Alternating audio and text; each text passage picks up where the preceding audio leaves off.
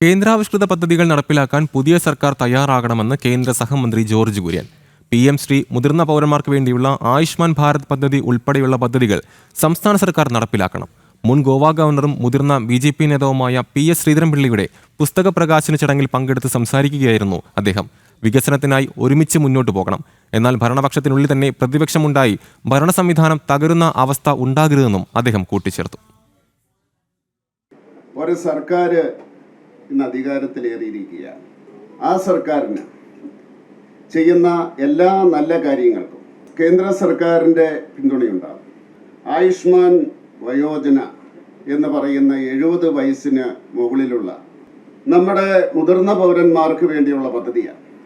ഈ സർക്കാർ അത് നടപ്പിലാക്കണം എന്ന് ഞാൻ ആവശ്യപ്പെടുകയാണ്.